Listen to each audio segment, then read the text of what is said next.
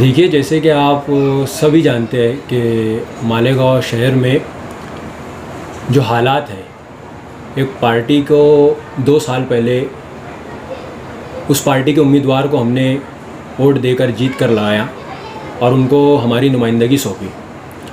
पर वो नुमाइंदा पूरी तरीके से मालेगांव के काम करने में और मालेगांव के डेवलपमेंट में या मालेगांव के किसी भी मुद्दे पर अपनी नुमाइंदगी साबित करने में पूरी तरीके से नाकाम हुआ है।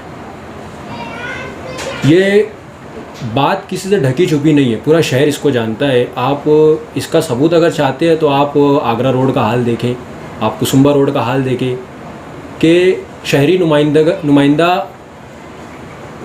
कायदो सालार बन के किस तरीके से अपनी लीडरशिप को निभा रहा है। और इसीलिए हमने एक मुताबादिल देखा कि एक नौजवान नस्ल नौ हमारे आसिफ भाई, जो कि शहर से बहुत ज़्यादा हमदर्दी रखते हैं, शहर से बहुत ज़्यादा अपनी दिल्लगी रखते हैं, उनके पास जज्बा है शहर के लिए काम करने का।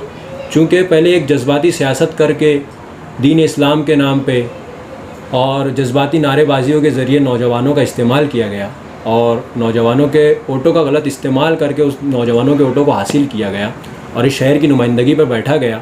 और मैं बोलता हूँ कि मालेगांव शहर के नौजवानों के साथ ये सबसे बड़ा धोखा किया गया। कहा गया कि हम नौजवानों को साथ देंगे, नौजवानों के लिए ये करेंगे, नौजवानों के लिए वो करेंगे, ऐसा करेंगे, पर पूरी तरीके से ये नुमाइंदगी फ़ेल हो गई। मैं अभी के जो हमारे एमएलए हैं उनके बारे में बात कर रहा हूँ। पर वहीं पे हम अगर आसिफ साहब के बारे में बात करें तो शेख आसिफ ने नौजवानों के लिए, ख़ास करके स्टूडेंट्स के लिए बहुत काम किए,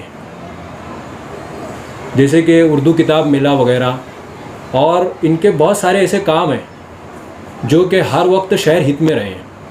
और इसीलिए आज हमने ज़रूरत समझी, 2 साल में हमको होश आया। असल हकीकत तो यह है कि 2 साल बाद हमको होश आया कि जिसे हमने नुमाइंदा बनाया है वो नुमाइंदा पूरी तरीके से फ़ेल हो चुका है और हमने गलत इंसान का इंतखाब कर लिया। इसलिए हमें होश आया और अब हमें ऐसे शख्स के साथ खड़ा होना है जो शहर के डेवलपमेंट पे ध्यान दे, शहर के विकास पे ध्यान दे, शहर के लिए काम करे, नौजवानों के लिए काम करे, स्टूडेंट्स के लिए काम करे, क्योंकि आज सभी परेशान हैं।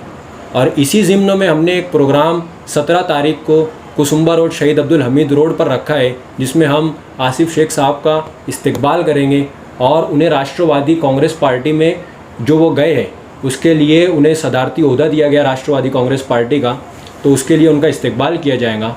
और इस इस्तकबालिया प्रोग्राम का सिर्फ़ और सिर्फ यही एक मकसद है कि हम उनका साथ दें, उनके साथ में आगे बढ़े और शहर को, जो शहर खंडर बन गए, उसको बचा लें।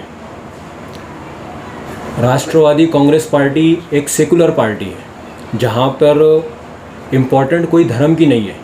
वहाँ पर एक मुसलमान भी उतना ही इम्पोर्टेंट है जितना एक हिंदू इम्पोर्टेंट है, एक हिंदू भी उतना ही इम्पोर्टेंट है जितना एक दलित भाई इम्पोर्टेंट है, एक दलित भी उतना ही इम्पोर्टेंट है जितना एक सिख भाई इम्पोर्टेंट है। हर किसी को बराबर का एनसीपी में जो है तो दर्जा दिया गया है। एक सेकुलर पार्टी है। और आज देखें आप अगर, तो महाराष्ट्र गवर्नमेंट या महाराष्ट्र राज्य में एनसीपी की हुकूमत है, वो हुकूमत में है, तमाम तरीके के पद अधिकारी, तमाम तरीके के पद एनसीपी राष्ट्रवादी कांग्रेस पार्टी के पास में है। हमारे पास में शरद पवार जैसे दिग्गज नेता हैं जो कि हमारे कामों को फौरी तौर पर निकाल सकते हैं, हमारे शहर और विकास में, हमारे शहर के विकास और डेवलपमेंट पे ध्यान दे सकते हैं।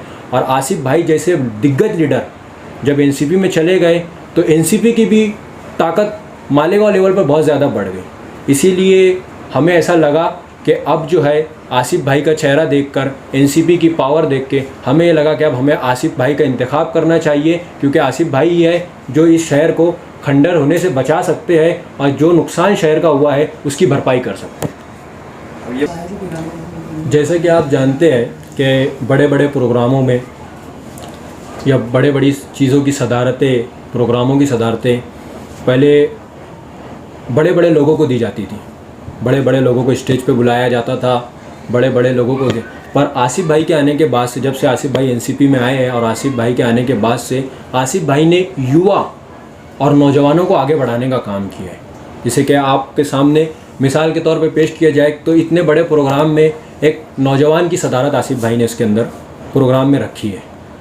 मैं अखलाक शाह इस प्रोग्राम की सदारत कर रहा हूँ ये आसिफ भाई का बड़ापन है कि वो नौजवानों के कंधों पे हाथ रख के नौजवानों को आगे बढ़ा रहे हैं। और अब हमें देखना है कि कौन सा लीडर हमारे फ्यूचर के बारे में सोच रहा है, कौन सा लीडर हमें आगे बढ़ाने के बारे में सोच रहा है, नौजवान नस्ल के बारे में सोच रहा है, क्योंकि हम ही देश का फ्यूचर है, हम ही देश के भविष्य है। इसके लिए आज अगर हम मालेगांव ग्राउंड लेवल पर अगर बात करें तो सिर्फ और सिर्फ आसिफ भाई है जो नौजवानों को आगे बढ़ाने का काम कर रहे हैं, मालेगांव शहर के विकास की फ़िक्र कर रहे हैं, मालेगांव शहर के डेवलपमेंट की फ़िक्र कर रहे हैं।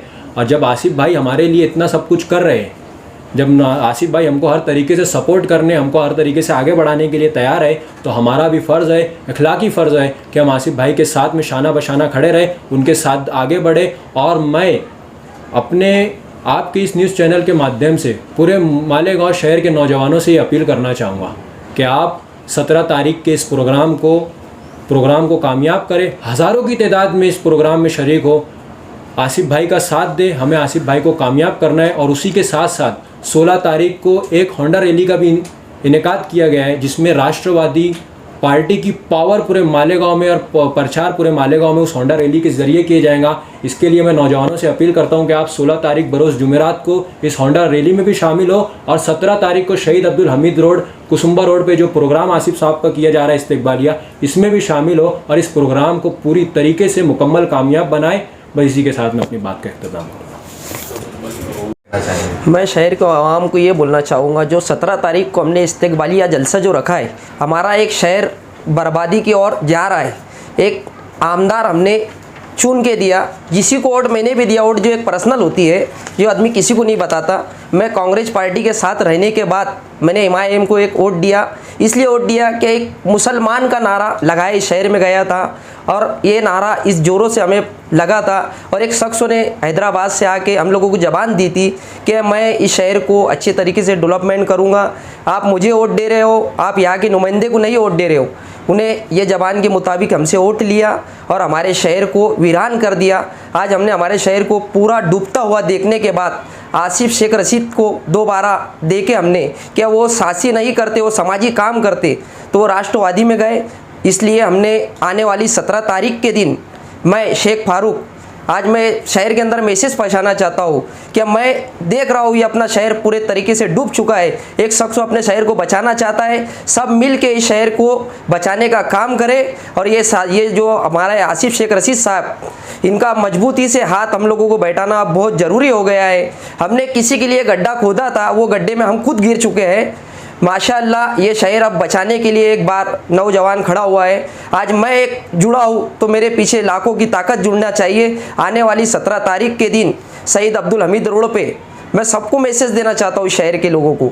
ये कोई अभी इलेक्शन नहीं है, इलेक्शन बहुत दूर है, कोई इलेक्शन मीटिंग नहीं चल रही ये, लेकिन ये शहर बचाने की बात चल रही है। आज ये हमारा शहर पूरे तरीके से डूब चुका है और पूरे तरीके से शहर को खंडर बनाने का काम शुरू हो गया है, जो इस पहले भी हो चुका था आज से, और अब वो शहर के अंदर 2 साल से शुरू हो गया है। कुछ लोग नारा भी दे रहे हैं शहर के अंदर, आप कुछ मत करो हम तुम्हारे साथ हैं। तो भैया जो नारा दे रहा है ये लेके जाए, इन्हें कौलाना लिया के रखे कि कुछ मत करो हम तुम्हारे साथ है। मालेगांव शहर में रहना है तो कुछ भी करना होगा, कामकाज होना चाहिए।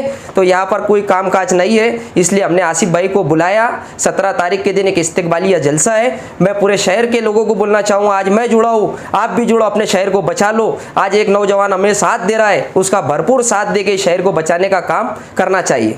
मैं इतना ही मैसेज देना चाहूँगा इस शहर के लोगों को। आने वाली 17 तारीख को शहीद अब्दुल हमीद रोड पे हज़ारों की तादाद में इस जलसे को कामयाब करें और आसिफ शेख रशीद का मजबूती से हाथ बढ़ाएं और अपने शहर को बचाने का काम करें।